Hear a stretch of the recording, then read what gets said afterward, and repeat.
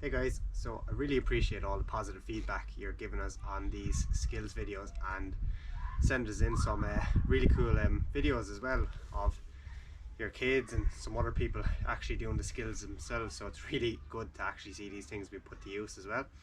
And like I reinforced at the start, these are real fundamental skills to actually being able to ride a bike safely on the road. And then if racing ever crosses your mind, it already gives you a head start when you actually get into the bunch as well. So today we're going to focus on looking over your shoulder, okay? So observation out on the road. So often you see people look over their shoulder, and we'll take an example here. If you look over your right shoulder, what tends to happen? You drift right, okay? If you drift right, you may come into a car that's actually coming up behind you, or you may not notice an obstacle on the road. A whole host of negative aspects to that, right? So the purpose of this really is to teach you how to look over your shoulder if you're moving out into a lane, to make sure there's a car not coming up behind you, or if you're making sure no one is dropped from your group, and that type of thing, okay? So basically there's a couple of ways to do this, right?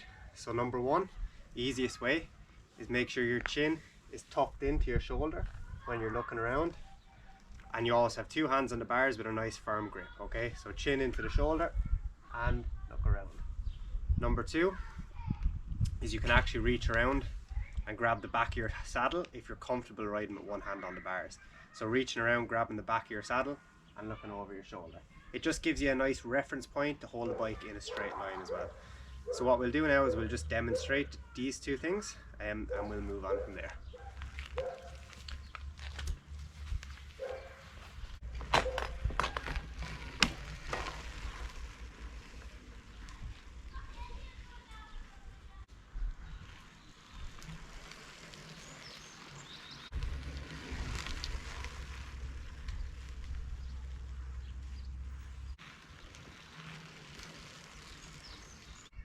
So what are some ways you can actually progress a drill such as this?